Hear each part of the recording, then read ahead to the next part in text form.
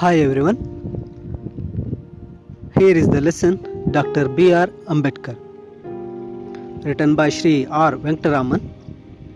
Sri R. Venkataraman is the 8th President of our India. He wrote the book on Dr. B.R. Ambedkar. This lesson is the extract of the Sri R. Venkataraman's book. ಮಕ್ಕಳೇ, ಇಲ್ಲಿ doctor B R Ambedkar ಅಂತಕ್ಕಂಥ ಪಾಠ. ಈ ಒಂದು ಪಾಠವನ್ನು ಭಾರತದ 8ನೇ ರಾಷ್ಟ್ರಪತಿಗಳಾಗಿದ್ದಂತಹ Shri R Venkataraman ರವರು ಬರೆದಿರ್ತಕ್ಕಂಥ ಅಂಬೇಡ್ಕರ್ ಅವರ ಒಂದು ಪುಸ್ತಕದಲ್ಲಿ ಈ ಒಂದು ಗದ್ಯ ಭಾಗವನ್ನು ಆಯ್ಕೆ ಮಾಡಿಕೊಂಡಿದ್ದಾರೆ. ಡಾಕ್ಟರ್ ಬಿ ಆರ್ ಅಂಬೇಡ್ಕರ್ ಸಂವಿಧಾನ ಶಿಲ್ಪಿ, ಭಾರತಕ್ಕೆ ಸಂವಿಧಾನವನ್ನು ರಚನೆ ಮಾಡತಕ್ಕಂತಹ ಒಂದು ಕರಡು ಸಮಿತಿಯ ಅಧ್ಯಕ್ಷರಾಗಿ ಭಾರತಕ್ಕೆ ಸಂವಿಧಾನವನ್ನು ಕೊಟ್ಟಂತಹ ಮಹಾನ್ ವ್ಯಕ್ತಿ ಡಾಕ್ಟರ್ ಬಿ ಆರ್ ಅಂಬೇಡ್ಕರ್. ಅವರ ಬಗ್ಗೆ ಈ ಒಂದು ಪಾಠವನ್ನು ಶ್ರೀ ಆರ್ ವೆಂಕಟರಾಮನ್ ರವರು ಬರೆದಿರ್ತಕ್ಕಂಥ ಒಂದು ಪುಸ್ತಕದಿಂದ ಆಯ್ಕೆ ಮಾಡಿಕೊಂಡಿದ್ದಾರೆ. ನಾವು let us see what Shri R Venkataraman, the president of India, says about Dr. B.R. Ambedkar. Let us begin the lesson.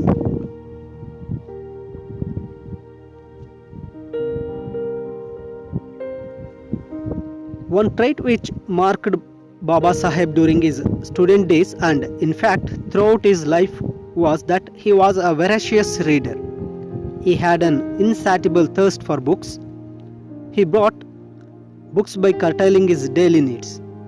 In New York, he is said to have purchased about 2,000 old books, and it is recorded that at the time of second round table conference in London, he bought so many books that they had to be sent to India in 32 boxes. Here, one trait is nothing but character, marked Baba Saheb during his student days and in fact throughout his life was that he was a voracious reader. ಅಂದರೆ ಒಂದು ಟ್ರೈಟ್, ಲಕ್ಷಣ, ಒಂದು ಸ್ವಭಾವ doctor B R Ambedkar ಅವರ ಒಂದು ವಿದ್ಯಾರ್ಥಿ ಜೀವನದಲ್ಲಿ ಮತ್ತು ಥ್ರೂಔಟ್ ಹಿಸ್ ಲೈಫ್, ಅವರ ಜೀವನ ಪರ್ಯಂತವಾಗಿ ಕಾಣಿಸ್ತಾ ಇದ್ದಂತಹ ಅವರ ಒಂದು ಲಕ್ಷಣ ಏನಪ್ಪ ಅಂದರೆ he was a voracious reader. Voracious, one who eager for knowledge. Voracious ಅಂದರೆ ಅದ್ಭುತವಾದಂಥ ಓದುಗಾರ. ಅವರು ಜ್ಞಾನಕ್ಕಾಗಿ ಏನು ಮಾಡ್ತಾ ಇದ್ರು, ಹಾತೊರಿತಾ ಇದ್ರು, ಅತಿ ಹೆಚ್ಚು ಬುಕ್ಸನ್ನು ಕೊಂಡ್ಕೊಳ್ತಾ ಇದ್ರು. He had an insatiable thirst for books. Insatiable thirst, ತೀರಿಸಲಾಗದಂಥ ದಾಹ ಬುಕ್ಸ್ನ ಬಗ್ಗೆ ಅವರಿಗೆ ಅತಿ ಹೆಚ್ಚು ದಾಹ ಇತ್ತು, ಅತಿ ಹೆಚ್ಚು ಬುಕ್ಸನ್ನು ಓದ್ತಾ ಇದ್ರು. He bought books by curtailing his daily needs. ಅವರು ಹೆಚ್ಚು ಪುಸ್ತಕಗಳನ್ನು ಕೊಂಡ್ಕೊಳ್ತಾ ಇದ್ರಂತೆ. ಅದರಲ್ಲೂ curtailing his daily needs, ಪ್ರತಿನಿತ್ಯದ ಅವರ ಅಗತ್ಯತೆಗಳನ್ನು ಕಡಿಮೆ ಮಾಡಿಕೊಂಡು ಆ ಒಂದು ದುಡ್ಡನ್ನು ಏನು ಮಾಡ್ತಾ ಇದ್ರು, ಅವರು ಬುಕ್ಸನ್ನು ಕೊಂಡ್ಕೊಳ್ಳೋದಕ್ಕೆ ಉಪಯೋಗಿಸ್ಕೊಳ್ತಾ ಇದ್ರು. In New York, he is said to have purchased about 2,000 old books. ನ್ಯೂಯಾರ್ಕ್ನಲ್ಲಿ ಅವರು ಸುಮಾರು 2,000ದಷ್ಟು ಓಲ್ಡ್ ಬುಕ್ಸನ್ನು ಪರ್ಚೇಸ್ ಮಾಡಿಕೊಂಡಿದ್ರು. And it is recorded that at the time of the second round table conference in London, he bought so many books that they had to be sent to India in 32 boxes. ಒಂದು record ಆಗಿದೆ. ಏನಪ್ಪ ಅಂದರೆ the time of second table conference, 2ನೇ ದುಂಡು ಮೇಜಿನ ಸಭೆಯಲ್ಲಿ ಅವರು ಲಂಡನ್ಗೆ ಹೋಗಿದ್ದಾಗ he bought so many books, ಅವರು ಬಹಳಷ್ಟು ಪುಸ್ತಕಗಳನ್ನು ಕೊಂಡ್ಕೊಂಡಿದ್ರು. They had to be sent to India in 32 boxes. ಅವರು ಲಂಡನ್ನಲ್ಲಿ ಕೊಂಡ್ಕೊಂಡಿದ್ದಂಥ ಬುಕ್ಸ್ ಎಷ್ಟಿತ್ತಪ್ಪ ಅಂದರೆ ಅವುಗಳನ್ನೆಲ್ಲ ಇಂಡಿಯಾಕ್ಕೆ 32 ಬಾಕ್ಸ್ಗಳಲ್ಲಿ ತಗೊಬಂದಿದ್ರು. ಇದರಿಂದ ಏನು ಗೊತ್ತಾಗುತ್ತಂದರೆ ಅಂಬೇಡ್ಕರ್ ಅವರು ವಿದ್ಯಾರ್ಥಿ ಜೀವನದಲ್ಲಿ ಮತ್ತು ಅವರ ಇಡೀ ಜೀವನ ಪರ್ಯಂತ ಏನು ಮಾಡ್ತಾ ಇದ್ರು, he was a voracious reader. Means ಒಂದು ನಾಲೆಡ್ಜನ್ನು ಪಡ್ಕೊಳ್ಳೋದಕ್ಕಾಗಿ ಅತಿ ಹೆಚ್ಚು ಪುಸ್ತಕಗಳನ್ನು ಅವರು ಓದ್ತಾ ಇದ್ರು. The next,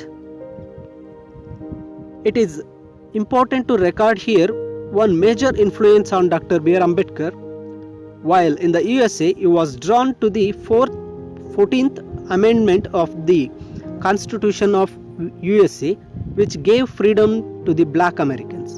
He saw at once the parallel of the situation for the depressed classes in India. On returning home, Baba Saheb come to be greatly influenced by the life and work of Mahatma Phule, the votary of classes, society and women's uplift. The need as well as the feasibility of reform impressed itself on Baba Saheb's mind. and he decided to devote all his time and talents for the amelioration of his underprivileged brother. Here it is very important to record the major influence on Dr. B.R. Ambedkar. Ambedkar ಅವರ ಮೇಲೆ ಅತಿ ಹೆಚ್ಚು ಪರಿಣಾಮ ಬೀರ್ತಂತಹ ವಿಷಯ ಯಾವುದಾಗಿತ್ತಪ್ಪ ಅಂದರೆ, while ಇನ್ US ಅವರು ಅಮೆರಿಕದಲ್ಲಿರಬೇಕಾದ್ರೆ he drawn to the 14th amendment of Constitution of USA which gave freedom to the black Americans. ಅಮೆರಿಕದಲ್ಲಿ ಅವರು ಇರಬೇಕಾದ್ರೆ ಆ ಅಮೆರಿಕದ ಒಂದು ಸಂವಿಧಾನದಲ್ಲಿ 14ನೇ ಒಂದು ವಿಧಿ ಏನು ಮಾಡ್ತಾ ಇತ್ತಪ್ಪ ಅಂದರೆ, it gaves a freedom to the black people. ಅಮೆರಿಕದಲ್ಲಿರ್ತಕ್ಕಂಥ ಕಪ್ಪು ಜನರಿಗೆ ಆ ಬಿಳಿಯ ಜನರಷ್ಟೇ ಒಂದು ಸರಿಸಮಾನವಾದ ಹಕ್ಕುಗಳನ್ನು ಏನಾಗ್ತಾ ಇತ್ತು, ಆ ಒಂದು 14th ಅಮೆಂಡ್ಮೆಂಟ್ ಕೊಡ್ತಾ ಇತ್ತು.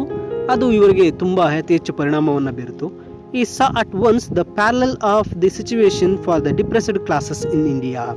ಅಮೆರಿಕದಲ್ಲಿ ಒಂದು ಕಪ್ಪು ವರ್ಣರಿಗೆ ಕೊಟ್ಟಂತಹ ಒಂದು ಹಕ್ಕು 14ನೇ ವಿಧಿಯ ಒಂದು ಪರಿಣಾಮವನ್ನು ಅವರು ಭಾರತದಲ್ಲಿರ್ತಕ್ಕಂತಹ ಒಂದು ಸಿಚುವೇಶನ್ಗೆ ಅದನ್ನೇನು ಮಾಡಿದ್ರು, ಹೋಲಿಕೆ ಮಾಡ್ತಾರೆ. In India the depressed classes in India, ಭಾರತದಲ್ಲಿ ಅಲ್ಪಸಂಖ್ಯಾತರ ಒಂದು ಸ್ಥಿತಿಗತಿಗಳನ್ನು ನೋಡಿ ಏನು ಮಾಡಿದ್ರು, ಅಮೇರಿಕನ್ಸ್ಗೆ ಈ ರೀತಿ ಒಂದು ಹಕ್ಕನ್ನು ಕೊಟ್ಟಿದೆ ಸಂವಿಧಾನ. ಅಲ್ಲಿ ಕೂಡ ಭಾರತದಲ್ಲಿ ತುಳಿತಕ್ಕೊಳಗಾಗಿರ್ತಕ್ಕಂತಹ ಒಂದು ಅಲ್ಪಸಂಖ್ಯಾತರ ಒಂದು ಸಿಚುವೇಶನ್ ಅನ್ನು ನೋಡಿ ಏನು ಮಾಡಿದ್ರು, ಅವರ ಬಗ್ಗೆ ಗಮನ ಕೊಡೋದಕ್ಕೆ ಅವರು ಡಿಸೈಡ್ ಮಾಡ್ತಾರೆ. On returning home, Baba Saheb came to be greatly influenced by the life and work of Mahatma Phule, the votary of a classes society and women's uplift. ಇಲ್ಲಿ ಅವರು ಭಾರತಕ್ಕೆ ಹಿಂತಿರುಗಿದ ನಂತರ he was greatly influenced by the life and work of Mahatma Phule. ಭಾರತದಲ್ಲಿ ಬಂದಾಗ ಭಾರತದಲ್ಲಿ ಅವರ ಅತಿ ಹೆಚ್ಚು ಅವರ ಒಂದು ಮನಸ್ಸಿನ ಮೇಲೆ ಪರಿಣಾಮ ಬೀರಿದ್ದು ಯಾವುದಪ್ಪ ಅಂದರೆ, ಮಹಾತ್ಮ ಫುಲೆ ಅವರ ಒಂದು ಲೈಫ್ ಆ್ಯಂಡ್ ವರ್ಕ್, ಅವ್ರು ಮಾಡಿರ್ತಕ್ಕಂಥ ಒಂದು ಕೆಲಸಗಳು ಇವರ ಮೇಲೆ ಅತಿ ಹೆಚ್ಚು ಪರಿಣಾಮ ಬೀರುತ್ತೆ.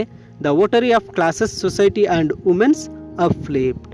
ಆ ಒಂದು ಮಹಾತ್ಮ ಫುಲೆಯವರು ಭಾರತದ ಸಮಾಜ ಸುಧಾರಕರಾಗಿ ಭಾರತದ ಒಂದು ಜನರ ಮತ್ತು ಅದರಲ್ಲೂ ಸಹ ಹೆಣ್ಣಿನ ಒಂದು ಸ್ಥಿತಿಯನ್ನು ಸುಧಾರಣೆ ಮಾಡೋದಕ್ಕೆ ಅವರು ಮಾಡಿರ್ತಕ್ಕಂಥ ಕೆಲಸಗಳೇನಾಗುತ್ತೆ, ಅಂಬೇಡ್ಕರ್ ಅವರ ಮೇಲೆ ಅತಿ ಹೆಚ್ಚು ಪರಿಣಾಮವನ್ನು ಬೀರುತ್ತೆ. The need as well as the feasibility of reform impressed itself on Baba Saheb's mind, and he decided to devote all his time and talent for the amelioration of his underprivileged brotherhood. ಇಲ್ಲಿ ಅಂಬೇಡ್ಕರ್ ಅವರ ಮೇಲೆ ಈ ಎರಡು ಅಂಶಗಳ ಪರಿಣಾಮ ಬೀರಿದ್ದಾದ್ಮೇಲೆ ಅವರು ಏನು ಮಾಡ್ತಾ ಇದ್ದಾರಪ್ಪ ಅಂದರೆ, ಈ ಒಂದು ಎರಡು ಅಂಶಗಳ ಮೇಲೆ ಫೀಸಿಬಿಲಿಟಿ ಅಂದರೆ ಒಂದು ಕಾರ್ಯಸಾಧನೆ of reform impressed itself Baba Saheb's mind. ತಾನು ಏನಾದರೂ ಮಾಡಿ ಭಾರತದಲ್ಲಿರ್ತಕ್ಕಂಥ ಒಂದು ತುಳಿತಕ್ಕೆ ಒಳಗಾಗಿರ್ತಕ್ಕಂತಹ ಮತ್ತು ದೌರ್ಜನ್ಯಕ್ಕೆ ಒಳಗಾಗಿರ್ತಕ್ಕಂತಹ ಮತ್ತು ಯಾವುದೇ ಹಕ್ಕುಗಳನ್ನು ಹೊಂದಿಲ್ತಕ್ಕಂತಹ ಈ ಅಲ್ಪಸಂಖ್ಯಾತರ ಒಂದು ಏಳಿಗೆಗಾಗಿ ತಾನು ಫೀಸಿಬಿಲಿಟಿ ಒಂದು ಕಾರ್ಯ ಸಾಧನೆಯನ್ನು ಮಾಡಬೇಕು ಅಂತ ಹೇಳಿ ಅವರು ಮನಗೊಂಡ್ತಾರೆ. And devote all his time and talents for the amelioration of his underprivileged brotherhood. ಅವರು ತಮ್ಮ ಸಮಯ ಮತ್ತು ಟ್ಯಾಲೆಂಟ್, ತನ್ನ ಎಲ್ಲ ಜ್ಞಾನವನ್ನು ಏನು ಮಾಡ್ತಾರೆ, ಒಂದು ಅಮೆಲಿರಿಯೇಷನ್ ಮೀನ್ಸ್ ಸುಧಾರಣೆ ಮಾಡೋದಕ್ಕೆ. ಅಂಡರ್ ಪ್ರಿವಿಲೇಜ್ಡ್ ಮೀನ್ಸ್ ಹಕ್ಕುಗಳಿಲ್ಲದ, ಯಾವುದೇ ರೀತಿಯ ಸವಲತ್ತುಗಳಿಲ್ಲದೆ ಇರತಕ್ಕಂಥ ಅಲ್ಪಸಂಖ್ಯಾತರಿಗೆ ಅವರ ಒಂದು ಸುಧಾರಣೆಗಾಗಿ ಏನು ಮಾಡ್ತಾರೆ, ತಮ್ಮ ಎಲ್ಲ ಸಮಯ ಮತ್ತು ತಮ್ಮ ಜ್ಞಾನವನ್ನು ಮುಡುಪಾಗಿ ಇಡ್ತಾರೆ. Newspapers started by him such as the Mukanayak, Bahishkrut Bharat and Samata were at once recognized as authentic voices of the depressed classes. Likewise, institutions set by him such as Hitakarni Sabha and the Independent Labour Party of India become vehicles of change. During the same period, Gandhiji was pioneering his epic reform of Indian society which included the uplift of depressed classes whom Gandhiji had termed Harijanas. ಇಲ್ಲಿ ಅಂಬೇಡ್ಕರ್ ಅವರು ಭಾರತದಲ್ಲಿ ಒಂದು ಸಮಾಜ ಸುಧಾರಣೆಗಾಗಿ ಏನು ಮಾಡ್ತಾರೆ, ಈ started the news papers, ಕೆಲವು ನ್ಯೂಸ್ ಪೇಪರ್ಸನ್ನು ಸ್ಟಾರ್ಟ್ ಮಾಡ್ತಾರೆ. ಮೂಕನಾಯಕ್ ಆ್ಯಂಡ್ ಬಹಿಷ್ಕೃತ ಭಾರತ್ ಅಂತಕ್ಕಂತಹ ಎರಡು ಪತ್ರಿಕೆಗಳನ್ನು ಶುರು ಮಾಡ್ತಾರೆ. And Samata were at once recognised as authentic vehicles of the depressed classes.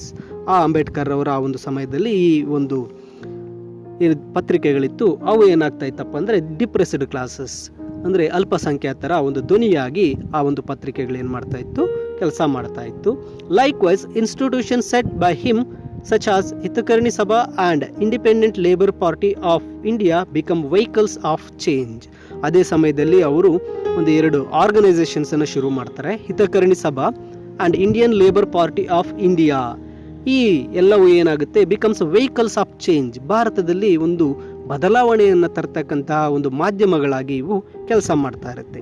During the same period, ಅದೇ ಒಂದು ಕಾಲದಲ್ಲಿ Gandhiji was pioneering his epic reform of Indian society which included the uplift of depressed classes whom Gandhiji had termed ಹರಿಜನಾಸ್. ಅದೇ ಸಮಯದಲ್ಲಿ ಗಾಂಧೀಜಿಯವರು ಸಹ ಏನು ಮಾಡ್ತಾ ಇರ್ತಾರೆ, ಭಾರತದಲ್ಲಿ ಒಂದು ರಿಫಾರ್ಮ್, ಸುಧಾರಣೆಯನ್ನು ತರೋ ಒಂದು ಸಮಯದಲ್ಲಿ ಭಾರತದಲ್ಲಿ ಆ ಗಾಂಧೀಜಿಯವರು ಸಹ ಏನು ಮಾಡ್ತಾರೆ, ಈ ಒಂದು ಅಲ್ಪಸಂಖ್ಯಾತರ ಏಳಿಗೆಗಾಗಿ ಶ್ರಮಿಸ್ತಾರೆ. ಅವರು ಏನು ಮಾಡ್ತಾರಪ್ಪ ಅಂದರೆ ಈ ಅಲ್ಪಸಂಖ್ಯಾತರನ್ನು ಈ ಟರ್ಮ್ಡ್ ಆಸ್ ಹರಿಜನಾಸ್, ಅವರನ್ನು ಹರಿಜನ ಅಂತ ಹೇಳಿ ಆ ಗಾಂಧೀಜಿಯವರು ಸಹ ಕರೀತಾರೆ. As chairman of drafting committee, Dr. Ambedkar anticipated every conceivable requirement of new polity. Drawing from the examples and experience of other nations and the distinctive need of our own society, he raised brick by brick the magnificent edifice which now stands as the fundamental rights in the Constitution of India. There were, of course, other luminaries on the committee like Alladi Krishnaswamy Iyer, K.M. Munshi and N. Gopalaswamy Iyengar, who also made vital contributions to the process of constitution making. ಇಲ್ಲಿ ಏನಾಗ್ತದಪ್ಪ ಅಂದರೆ as a chairman of drafting committee, ಒಂದು ಸಂವಿಧಾನದ ಒಂದು ರಚನಾ ಸಮಿತಿಯ ಅಧ್ಯಕ್ಷರಾಗಿದ್ದಂಥ ಅಂಬೇಡ್ಕರ್ ಅವರು ಈ anticipated every conceivable requirement of the new polity, ಹೊಸ ಒಂದು ಸುಧಾರಣೆಗೆ ಆ ಸಂವಿಧಾನದ ರಚನೆಯಲ್ಲಿ ಎಲ್ಲ ರೀತಿಯ ಒಂದು ಅಂಶಗಳನ್ನು ಒಳಗೊಡೋದಕ್ಕೆ ಟ್ರೈ ಮಾಡ್ತಾರೆ.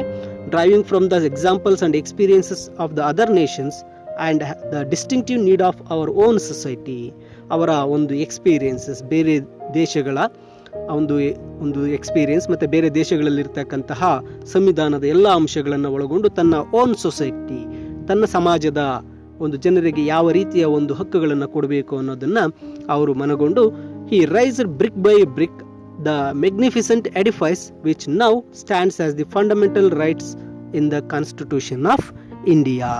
ಅವರು ಏನು ಮಾಡ್ತಾರೆ, ಆ ಒಂದು ಬ್ರಿಕ್ ಬೈ ಬ್ರಿಕ್ ಎಲ್ಲ ಅಂಶಗಳನ್ನು ಒಳಗೊಂಡಂಥ ಹಕ್ಕುಗಳನ್ನು ಒಳಗೊಂಡ ಎಲ್ಲ ಒಂದು ಇವುಗಳನ್ನು ಮನೆ ಕಟ್ಟುವ ಹಾಗೆ ಒಂದು ಬ್ರಿಕ್ ಬೈ ಬ್ರಿಕ್ ಏನು ಮಾಡ್ತಾರೆ, ಅವರು ಆ ಒಂದು ಸಂವಿಧಾನವನ್ನು ಕಟ್ತಾರೆ. Now it is stands as the fundamental rights in the constitution of India. ಅದು ಈಗ ಭಾರತದ ಸಂವಿಧಾನದಲ್ಲಿ ಮೂಲಭೂತ ಹಕ್ಕುಗಳಾಗಿ ಮಾರ್ಪಟ್ಟು ಎಲ್ಲ ಒಂದು ಜನರಿಗೆ ಸಮಾನತೆಯ ಒಂದು ಹಕ್ಕುಗಳನ್ನು ಕೊಡೋದಕ್ಕೆ ಅವರು ಶ್ರಮಿಸ್ತಾರೆ. There were of course the other luminaries on the committee like Alladi Krishnaswamy Iyer, K.M. Munshi and N. Gopalaswamy Iyengar, who also made vital contributions to the process of constitution making. Ambedkar ಅವರ ಜೊತೆಗೆ ಇನ್ನೂ ಬಹಳಷ್ಟು ಲೂಮಿನರೀಸ್, ಈ ಒಂದು ಭಾರತದ ಒಬ್ಬ curd ಸಮಿತಿಯ ಅಧ್ಯಕ್ಷರಾಗಿ ಅವರ ಜೊತೆಯಲ್ಲಿದ್ದಂತಹ ಹಲವಾರು ವ್ಯಕ್ತಿಗಳು like Alladi Krishnaswamy Iyengar, K.M. Munshi and N. Gopalaswamy Iyengars, who also made vital contributions to the process of constitution making. ಅವರು ಸಹ ಅತಿ ಮುಖ್ಯವಾದ ಪಾತ್ರವನ್ನು ವಹಿಸಿ ಒಂದು ಭಾರತದ ಸಂವಿಧಾನದ ರಚನೆಯಲ್ಲಿ ತಮ್ಮದೇ ಆದಂತಹ ಒಂದು ಪಾತ್ರಗಳನ್ನು, ಕೊಡುಗೆಗಳನ್ನು ಸಹ ಕೊಟ್ಟಿದ್ದಾರೆ. ಅಂಬೇಡ್ಕರ್ ಅವರ ಜೊತೆಗೆ ಆ ಒಂದು ಡ್ರಾಫ್ಟಿಂಗ್ ಕಮಿಟಿಯಲ್ಲಿರ್ತಕ್ಕಂಥ ಎಲ್ಲ ವ್ಯಕ್ತಿಗಳ ಒಂದು ಫೋಟೋಸನ್ನು ನಾವು ಕೆಳಗೆ ಕಾಣಬಹುದು. ಈ ಎಲ್ಲ ವ್ಯಕ್ತಿಗಳು ಸೇರಿ ಏನು ಮಾಡಿದ್ರು, ಈ ಒಂದು ಭಾರತದ ಸಂವಿಧಾನವನ್ನು ರಚನೆಯನ್ನು ಮಾಡಿರ್ತಾರೆ. He had the rare gift of unraveling the most complicated legal concepts in a language which the layman understood. ಇಲ್ಲಿ Ambedkar terms as the pilot of Indian constitution, ಭಾರತದ ಒಬ್ಬ ಸಂವಿಧಾನದ ಪೈಲಟ್ ಅಂತೇಳಿ ಅಂಬೇಡ್ಕರನ್ನು ಕರೀತಾ ಇದ್ರು. ಏಕೆಂದರೆ he had a rare gift of unraveling the most complicated legal concepts in a language which the layman understood. Means Ambedkar ಅವರಿಗೆ ಇದ್ದಂಥ ಒಂದು ಅದ್ಭುತವಾದಂತಹ ಗಿಫ್ಟ್, ಅವರಲ್ಲಿದ್ದಂಥ ಒಂದು ಸಾಮರ್ಥ್ಯ ಏನಪ್ಪ ಅಂದರೆ unravelling means most complicated legal concepts, ಒಂದು ಕಾನೂನಾತ್ಮಕವಾಗಿರ್ತಕ್ಕಂತಹ ಒಂದು ಕಾನ್ಸೆಪ್ಟ್, ಸಿದ್ಧಾಂತಗಳು, ನಿಯಮಗಳನ್ನು ಏನು ಮಾಡ್ತಾ ಇದ್ರು, he can explain to the language which the layman understood. ಸಾಮಾನ್ಯ ವ್ಯಕ್ತಿಗಳು ಅಥವಾ ಎಲ್ಲ ವ್ಯಕ್ತಿಗಳಿಗೆ ಅರ್ಥವಾಗುವ ರೀತಿಯಲ್ಲಿ ಎಲ್ಲ ಒಂದು ಅಂಶಗಳನ್ನು ಬಿಡಿಸಿ ಹೇಳ್ತಕ್ಕಂಥ ಒಂದು ಸಾಮರ್ಥ್ಯ ಯಾರಿಗಿತ್ತಪ್ಪ ಅಂದರೆ ಅಂಬೇಡ್ಕರ್ಗೆ ಇತ್ತು. ಆದ್ದರಿಂದ ಅವರನ್ನು ಏನಂತ ಕರೀತಾರಪ್ಪ ಅಂದರೆ the pilot of Indian constitution ಅಂತೇಳಿ ಕರೀತಾರೆ. ಇಲ್ಲಿ ನೋಡಿ, ದ ಇಂಡಿಯನ್ ಕಾನ್ಸ್ಟಿಟ್ಯೂಷನ್ ಪ್ರಿಆಂಬಲಮ್ ಅನ್ನು ನಾವು ಈ ಒಂದು ಫೋಟೋಸಲ್ಲಿ ನೋಡಬಹುದಾಗಿರುತ್ತೆ. ನಾವು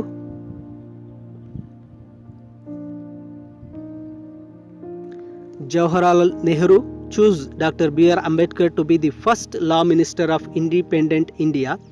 This was a recognition of Dr. B.R. Ambedkar's skill in the field of law and legislation, as also a tribute to his vision of social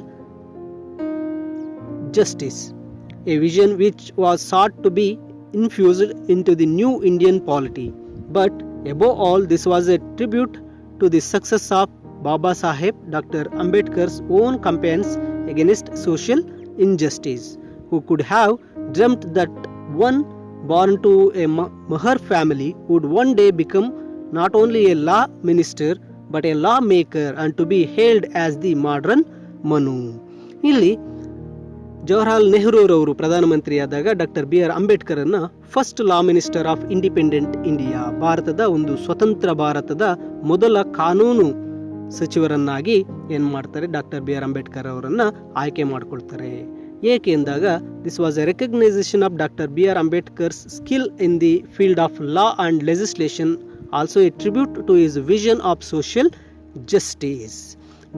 ಆ ಒಂದು ಅಂಬೇಡ್ಕರ್ ಅವರಿಗೆ ಇದ್ದಂಥ ಕೌಶಲ್ಯಗಳು, ಲಾ ಆ್ಯಂಡ್ ಲೆಜಿಸ್ಲೇಷನ್, ಕಾನೂನು ಮತ್ತು ಶಾಸಕಾಂಗದಲ್ಲಿ ಅವರಿಗೆ ಇದ್ದಂತಹ ಒಂದು ಅದ್ಭುತವಾದಂತಹ ಸ್ಕಿಲ್ಸ್, ಕೌಶಲ್ಯಗಳು, ಮತ್ತು ವಿಷನ್ ಮೀನ್ಸ್ ದೂರದೃಷ್ಟಿ, ಮುಂದೆ ಭಾರತ ಹೇಗಿರಬೇಕು ಅನ್ನೋದರ ಬಗ್ಗೆ ಒಂದು ದೂರದೃಷ್ಟಿಯನ್ನು ಹೊಂದಿದ್ದಂತಹ ಅಂಬೇಡ್ಕರ್ ಅವರು ಸೋಷಿಯಲ್ ಜಸ್ಟಿಸ್ ಅಂದರೆ ಸಾಮಾಜಿಕ ನ್ಯಾಯ ಮತ್ತು ಸಮಾನತೆಯನ್ನು ಒಳಗೊಂಡೋದ್ರಲ್ಲಿ ಅವರಿಗಿದ್ದಂಥ ಕೌಶಲ್ಯಗಳನ್ನು ನೋಡಿ ಜವಾಹರ್ಲಾಲ್ ನೆಹರೂರವರು ಏನು ಮಾಡ್ತಾರೆ, ಅಂಬೇಡ್ಕರನ್ನು ಫಸ್ಟ್ ಲಾ ಮಿನಿಸ್ಟರ್ ಆಗಿ ಆಯ್ಕೆ ಮಾಡ್ಕೊಳ್ತಾರೆ. But above all, this was a tribute to his success of Dr. B.R. Ambedkar's own campaigns against social injustice. ಇದು ಅಂಬೇಡ್ಕರ್ ಅವರಿಗೆ ಸಿಕ್ಕಂಥ ಒಂದು ಅವಕಾಶ ಆಗಿರುತ್ತೆ. ಎಗೇನೆಸ್ಟ್ ಸೋಷಿಯಲ್ ಇನ್ಜಸ್ಟಿಸ್, ಸಮಾಜದ ಅಸಮಾನತೆಯ ವಿರುದ್ಧ ಒಂದು ಉತ್ತಮವಾದಂತಹ ಕಾನೂನುಗಳನ್ನು ಮಾಡೋದಕ್ಕೆ ಅಂಬೇಡ್ಕರ್ ಅವರಿಗೆ ಇದೊಂದು ಅವಕಾಶವಾಗಿರುತ್ತೆ. who could have dreamt that one born to a Mahar family would one day become not only a law minister but a lawmaker and to be hailed as the modern Manu. ಒಂದು ಮಹರ್ ಜನಾಂಗದಲ್ಲಿ ಹುಟ್ಟಿರ್ತಕ್ಕಂತಹ ಒಬ್ಬ ವ್ಯಕ್ತಿ ಭಾರತದ ಒಬ್ಬ ಕಾನೂನು ಮಂತ್ರಿ ಅಥವಾ ಕಾನೂನುಗಳನ್ನು ಮಾಡ್ತಕ್ಕಂಥ ವ್ಯಕ್ತಿಯಾಗಿ ಅವರು ಕಂಡಿದ್ದಂಥ ಕನಸು ಇಲ್ಲಿ ನನಸಾಗುತ್ತೆ. And held as the modern Manu. ಆಗ ಈ ಅಂಬೇಡ್ಕರ್ ಅವರನ್ನು ಮಾಡ್ರನ್ ಮನು ಅಂತ ಸಹ ಕರೀತಾರೆ. ಏಕೆ ಮಾಡ್ರನ್ ಮನು ಅಂತ ಕರೆದ್ರು? ಮಾಡ್ರನ್ ಮನು ಅಂದರೆ ಆಧುನಿಕ ಮನು ಅಂತ. ಮೀನ್ಸ್ ಪುರಾತನ ಕಾಲದಲ್ಲಿದ್ದಂತಹ ಒಬ್ಬ ಮನು ಏನು ಮಾಡಿದ್ರು, ಭಾರತದ ಒಂದು ಮನುಸ್ಮೃತಿ ಅಂತಕ್ಕಂಥ ಗ್ರಂಥದಲ್ಲಿ ಜನಾಂಗಗಳ ಬಗ್ಗೆ ಹೀಗೆ ಇರಬೇಕು, ಇದನ್ನು ದಾಟಬಾರದು ಅಂತೇಳಿ ಹಲವಾರು ಒಂದು ವಿಧಿಗಳನ್ನು ಅಥವಾ ಒಂದು ಸಂಪ್ರದಾಯಗಳು, ಕಟ್ಟುಪಾಡುಗಳನ್ನು ಮಾಡಿರ್ತಾರೆ. ಹೆಣ್ಣಿಗೆ ಯಾವುದೇ ಅಧಿಕಾರವಿಲ್ಲ, ಹೆಣ್ಣು 4 ಮನೆಯ ಗೋಡೆಯಲ್ಲಿರಬೇಕು, ಶಿಕ್ಷಣ ಪಡೆಯೋ ಹಾಗಿಲ್ಲ, ಅವರು ಆಚೆ ಬರೋ ಹಾಗಿಲ್ಲ, ಈ ರೀತಿಯಾಗಿ ಬಹಳಷ್ಟು ಕಾನೂನನ್ನು ಮಾಡಿರ್ತಾರೆ. ಆದರೆ ಅಂಬೇಡ್ಕರ್ ಏನು ಮಾಡ್ತಾರೆ, ಆಧುನಿಕ ಪ್ರಪಂಚದ ಎಲ್ಲ ರಾಷ್ಟ್ರಗಳ ಒಂದು ಸ್ಥಿತಿಗತಿಗಳನ್ನು ನೋಡಿ ಭಾರತದಲ್ಲೂ ಸಹ ಎಲ್ಲರಿಗೆ ಸಮಾನವಾದ ಅವಕಾಶಗಳನ್ನು ಕೊಡೋದಕ್ಕೆ ಏನು ಮಾಡ್ತಾರೆ, ಆ ಮನು ಬರೆದಿರ್ತಕ್ಕಂತಹ ನಿಯಮಗಳನ್ನು ಮೀರಿ ಇವರು ಹೊಸ ಒಂದು ಮೂಲಭೂತ ಹಕ್ಕುಗಳು ಮತ್ತು ಮೂಲಭೂತ ಕರ್ತವ್ಯಗಳನ್ನು ಕೊಡ್ತಾರೆ. ಆದ್ದರಿಂದ ಏನು ಮಾಡ್ತಾರೆ, ಆ ಅಂಬೇಡ್ಕರ್ ಅವರನ್ನು ಮಾಡ್ರನ್ ಮನು, ಆಧುನಿಕ ಮನು ಅಂತೇಳಿ ಕರೀತಾರೆ. ಇದಾದ ನಂತರ it was given to a great Indians of our time, Mahatma Gandhi and Dr. Baba Saheb Ambedkar, to repudiate caste and to proclaim the oneness of the Hindu community. ಇಲ್ಲಿ ಭಾರತದ ಒಂದು ಆ ಸಮಯದ ಇಬ್ಬರು ಮಹಾನ್ ವ್ಯಕ್ತಿಗಳಲ್ಲಿ ಡಾಕ್ಟರ್ ಬಿ ಆರ್ ಅಂಬೇಡ್ಕರ್ ಮತ್ತು ಮಹಾತ್ಮ ಗಾಂಧೀಜಿಯವರು ಏನು ಮಾಡ್ತಾ ಇದ್ದಾರೆ, ಹಿಂದೂ ಕಮ್ಯುನಿಟಿ, ಹಿಂದೂ ಒಂದು ಸಮುದಾಯದಲ್ಲಿ ಮಹತ್ತರವಾದ ಬದಲಾವಣೆಗಳನ್ನು ತರೋದಕ್ಕೆ ಶ್ರಮಿಸಿರ್ತಾರೆ. Gandhiji did so by reminding the higher caste of their duty towards the depressed classes. ಗಾಂಧೀಜಿಯವರು ಏನು ಮಾಡ್ತಾರೆ, ಮೇಲ್ವರ್ಗದ ಒಂದು ಜನರು ತನ್ನ ಕೆಳವರ್ಗದ ಜನರನ್ನು ಹೇಗೆ ಮಾಡ್ಕೋಬೇಕು ಅಂತ ಹೇಳಿ ಅವರಿಗೆ ಒಂದು ಡ್ಯೂಟೀಸ್, ಅವರ ಒಂದು ಕೆಲಸಗಳು ಏನು ಅನ್ನೋದ್ರ ಬಗ್ಗೆ ಹೇಳಿದ್ರೆ, Baba Saheb Ambedkar did the same by reminding them of their inherent rights to equality, with the higher and more powerful castes. Ambedkar ಅವರು ಏನು ಮಾಡ್ತಾರೆ, ಆ ಒಂದು ಜನರಿಗೆ ಏನು ಮಾಡ್ತಾರಪ್ಪ ಅಂದರೆ, he give the inherent rights and equality, ಅವರಿಗೆ ಜನ್ಮಸಿದ್ಧ ಹಕ್ಕುಗಳು ಮತ್ತು ಸಮಾನತೆಯನ್ನು ಒಂದು ರಿಮೈಂಡಿಂಗ್ ಕೊಟ್ಟು ಏನು ಮಾಡ್ತಾರೆ, ಈ ಒಂದು ಸಮಾಜದಲ್ಲಿ ಬದುಕೋದಕ್ಕೆ ಸೂಕ್ತವಾದ ಒಂದು ವಾತಾವರಣವನ್ನು ನೆಲೆಗೊಳ್ಳುವಂತೆ ಮಾಡ್ತಾರೆ. One stressed the duties and other stressed the rights together. ಇಲ್ಲಿ ಮಹಾತ್ಮ ಗಾಂಧೀಜಿಯವರು ಡ್ಯೂಟೀಸ್ ಕೆಲಸಗಳ ಮೇಲೆ ಒಂದು ಒತ್ತನ್ನು ಕೊಟ್ಟರೆ, ಅಂಬೇಡ್ಕರ್ ಅವರು ಈ ಸ್ಟ್ರೆಸ್ಡ್ ಆನ್ ದ ರೈಟ್ಸ್ ಹಕ್ಕುಗಳ ಮೇಲೆ ಏನು ಮಾಡ್ತಾರೆ, ತಮ್ಮ ಒಂದು ಕೆಲಸವನ್ನು ಮಾಡ್ತಾರೆ. They brought about the veritable revolution in society thought.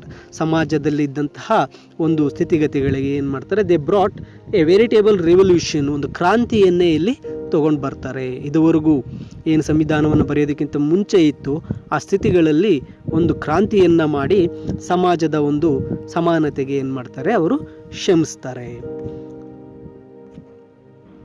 When Baba Saheb passed away in December 1956, Jawaharlal Nehru made a moving reference in the Lok Sabha during Baba Saheb as a symbol of revolt. He said, "I have no doubt whether we agreed with him or not in many matters, that perseverance, that persistence, and that, if I may use the word, sometimes virulence of his opposition to all this did keep the people's mind awake and did not allow them to become complacent about matters which could not be forgotten, and helped in arousing up those groups in our country which had suffered for so long in the past. It is therefore sad that such a prominent champion of oppressed and depressed in India, and one who took such an important part in our activities, has passed away." When Baba Saheb passed away in December 1956, 1956ರಲ್ಲಿ Ambedkar ಅವರು ಮರಣ ಹೊಂದಿದಾಗ Jawaharlal Nehru made A one moving reference in the ಲೋಕಸಭೆಯಲ್ಲಿ ಒಂದು ಭಾಷಣವನ್ನು ಕೊಡ್ತಾರೆ, describing Baba Saheb as A symbol of revolt. ಆ ಬಾಬಾ ಸಾಹೇಬ್ರನ್ನ ಒಂದು ಕ್ರಾಂತಿಯ ಸಂಕೇತವಾಗಿ ಅವರು ಡಿಸ್ಕ್ರೈಬ್ ಮಾಡ್ತಾರೆ. I have no doubt that whether we agreed with him or not in many matters, ಅಂದರೆ I have no doubt, ನನಗೆ ಯಾವುದೇ ಸಂದೇಹವಿಲ್ಲ, whether we agreed with him or not, ಅವರನ್ನು ನಾವು ಒಪ್ಕೊಳ್ಬೋದು, ಒಪ್ಕೊಳ್ಳದೆ ಇರಬಹುದು. ದಟ್ ಪರ್ಸರ್ವಿರೆನ್ಸ್ ಮೀನ್ಸ್ ಅವರ ಶ್ರಮ, that persistence, that if I may use the word sometimes virulence, ಅಂದರೆ ಅವರು ಪಟ್ಟಂಥ ಒಂದು ಶ್ರಮ, ಭಾರತದ ಒಂದು ಏಳಿಗೆಗಾಗಿ, ಭಾರತದಲ್ಲಿ ಒಂದು ಬದಲಾವಣೆಗಳಿಗಾಗಿ ಅವರು ಪಟ್ಟಂತಹ ಒಂದು ಶ್ರಮ, ಪರ್ಸರ್ವಿಯರೆನ್ಸ್ ಅವರ ಒಂದು ಪರಿಶ್ರಮ, ಪರ್ಸಿಸ್ಟೆನ್ಸ್ ಅವರ ಒಂದು ಛಲ, ಇವೆಲ್ಲವೂ ಏನಾಗ್ತಾ ಇದೆಯಪ್ಪ ಅಂದರೆ ಸಮ್ಟೈಮ್ಸ್ ವೈರುಲೆನ್ಸ್ ಆಫ್ ಹಿಸ್ ಅಪೋಸಿಷನ್ಸ್ ಅಂದರೆ ಅವರಿಗೆ ವಿರೋಧವನ್ನು ವ್ಯಕ್ತಪಡಿಸ್ತಕ್ಕಂಥ ವ್ಯಕ್ತಿಗಳ ಒಂದು ವಿಷಪೂರಿತ ಭಾವನೆಗಳಿಂದ ಏನು ಮಾಡಿದ್ರು, that did keep the people's mind awake and did not allow them to become complacent about matters which could not be forgotten. ಅವರೇನು ಮಾಡಿದ್ರು, ಭಾರತದ ಜನರ ಒಂದು ಮೈಂಡನ್ನು ಸದಾ ಎಚ್ಚರವಾಗಿರಬೇಕು ಅನ್ನೋ ರೀತಿಯಲ್ಲಿ ಅವರೇನು ಮಾಡಿದ್ರು, ಅಂಬೇಡ್ಕರ್ ಅವರು ಎಲ್ಲರನ್ನ ಒಂದು ಸಮಾನತೆಗಾಗಿ ಎಚ್ಚರಗೊಳಿಸ್ತಾರೆ. And helped in rousing up those groups in our country which had suffered for so long in the past. ಭಾರತದಲ್ಲಿ ಬಹಳ ಅನಾದಿ ಕಾಲದಿಂದಲೂ ಸಫರ್ಡ್, ಈ ಒಂದು ಸಮುದಾಯದಲ್ಲಿ ಅಥವಾ ಸಮಾಜದಲ್ಲಿ ನೊಂದು ಬೆಂದಿರತಕ್ಕಂತಹ ಜನರ ಒಂದು ಏಳಿಗೆಗಾಗಿ ಅವರು ಬಹಳಷ್ಟು ಶ್ರಮಿಸಿರ್ತಾರೆ. It is therefore sad that such a prominent champion of oppressed and depressed in India and one who took such important part of our activities has passed away.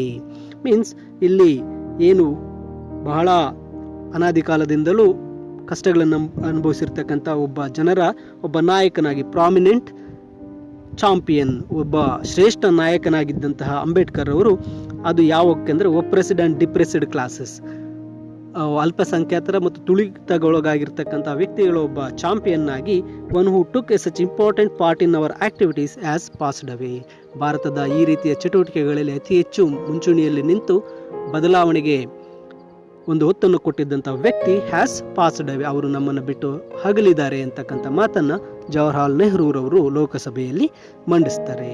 And finally there can be no doubt that the day is not far off when Baba Saheb Ambedkar's dream of samata will become a reality. Means ಇಲ್ಲಿ ಯಾವುದೇ ಸಂದೇಹವಿಲ್ಲ, ಬಾಬಾ ಸಾಹೇಬ್ರವರು ಒಂದು ಸಮತಾ ಅಂತಕ್ಕಂತಹ ಸಮಾಜದ ಒಂದು ಕನಸನ್ನು ಕಟ್ಟಿರ್ತಾರೆ. ಸಮಾಜದಲ್ಲಿ ಎಲ್ಲರೂ ಸಹ ಸಮಾನರು, ಎಲ್ಲ ವ್ಯಕ್ತಿಗಳು ಸಮಾನ ಹಕ್ಕುಗಳಿರುತ್ತೆ, ಎಲ್ಲರೂ ಸಮಾನರಾಗಿ ಈ ಒಂದು ಸಮಾಜದಲ್ಲಿ ಬದುಕಬೇಕು ಅಂತಕ್ಕಂತಹದ್ದು. ಅದರಲ್ಲೂ ಎಸ್ಪೆಷಲಿ ಹೆಣ್ಣಿನ ಒಂದು ಹಕ್ಕುಗಳಾಗಿರಬಹುದು, ಅಲ್ಪಸಂಖ್ಯಾತರಿಗೆ ಒಂದು ಸಿಗುವಂತಹ ಸೌಲಭ್ಯಗಳಾಗಿರಬಹುದು, ಎಲ್ಲವನ್ನ ಸರಿಸಮಾನವಾಗಿ ನೋಡುವಂತಹ ಒಂದು ಸಮತಾ ಸಮಾಜದ ಒಂದು ಕನಸನ್ನು ಕಟ್ಟಿರ್ತಾರೆ. Here there is no doubt in future definitely that dream of doctor Baba Saheb Ambedkar's becomes a reality. ಮುಂದಿನ ದಿನಗಳಲ್ಲಿ ಇದು ಖಂಡಿತವಾಗಲೂ ಅವರ ಒಂದು ಕನಸು ರಿಯಲ್ ಆಗುತ್ತೆ, ನಿಜವಾಗುತ್ತೆ ಅಂತಕ್ಕಂಥದ್ದನ್ನು ನಾವು ಮನಗಾಣಬಹುದಾಗಿದೆ. This is the lesson doctor B.R. Ambedkar, which is written by Shri R. Venkataraman, the 8th President of our India. I hope you understood this lesson. Thank you for watching this video.